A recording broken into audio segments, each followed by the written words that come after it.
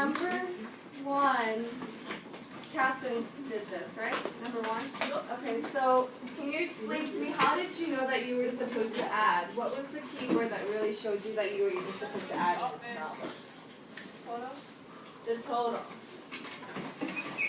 And what else also helped you?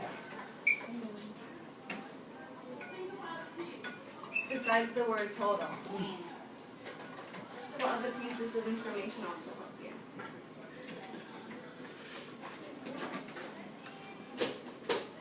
What?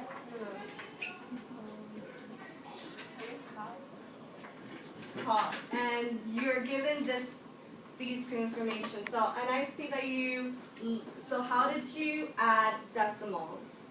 How did you add the decimals? For adding, you just drop them down. You drop what down? The decimal. So you drop the decimal down after what? Adding. Before you add, when you want to write down your two addends. You line them up. You have to line them up. So they lined up, and then you drop it down, and then you get $2.25. And for number two, who did number two again? Wally. So can you explain, how did you even know that you were supposed to subtract? And then what did you do to subtract decimals?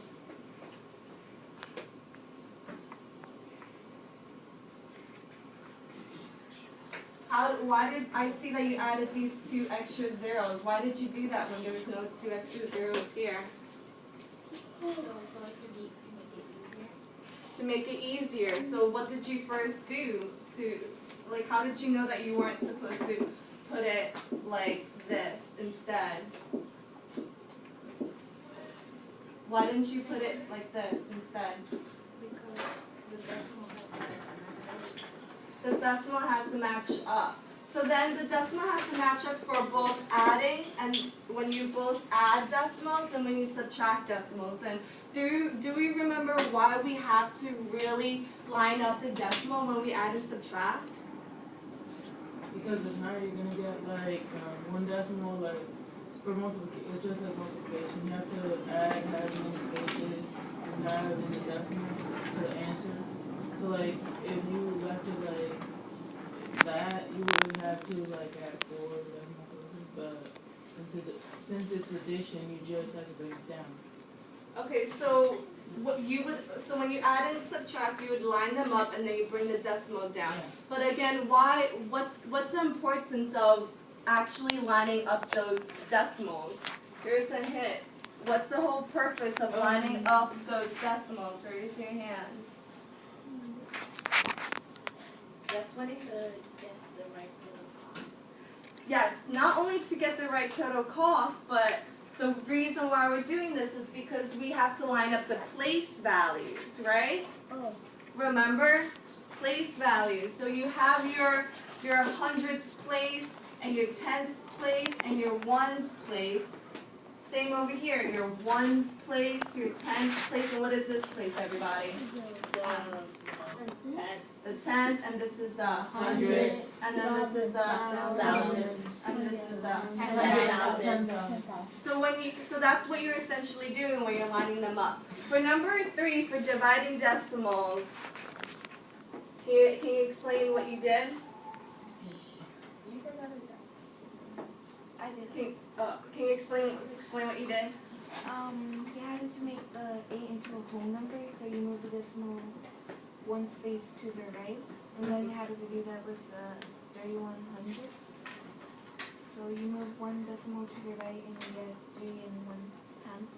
And Everybody, what does it mean when you move one decimal to the right? What are you mathematically actually doing to the 8/10, making it to ones? And same with the 3 whole and 1/10, and then you're making it to a 31.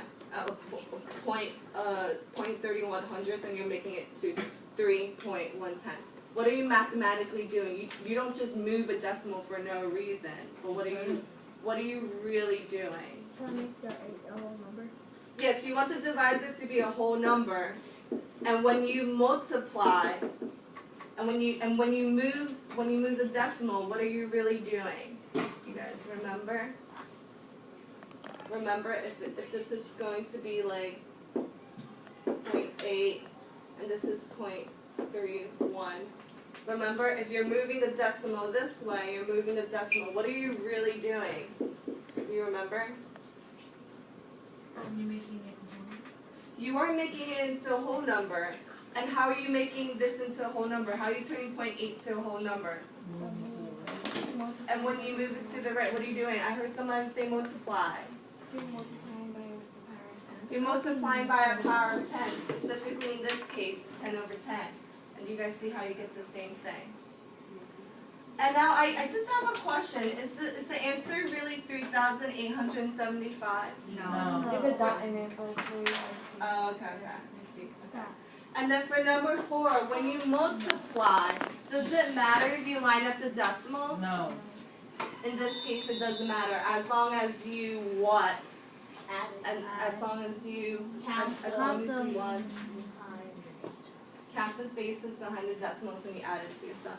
Great. So now that we remember these rules of how to add, subtract, multiply, and divide decimals, so for today's lesson, you're going to be able to find the sales tax, tip, and total cost. So now we're going to bring in everything that we know with percentages, and we're going to pretend that we're in a restaurant. So why do you think that it's important to learn how to find the sales tax, tip, and total cost? I want to see more hands. When do you think that this would actually apply to real life? When do you think that this would actually apply to real life? Yeah? When you're at a restaurant? When you're at a restaurant. So that's what we're going to do. We're going to pretend that we're in Lucy's restaurant. And raise your hand if you've ever been to Lucy's restaurant, because it's actually on Livingston Avenue. Who's been there? Only one person? Wait, didn't we It's an actual No, when place. is it a pizza place? No, it's a Mexican and Peruvian restaurant. Yeah. So we're going to pretend that we're in a restaurant, and so can I just have groups of 3 make your tables like this? Okay. So 3, 3, and 3. 3.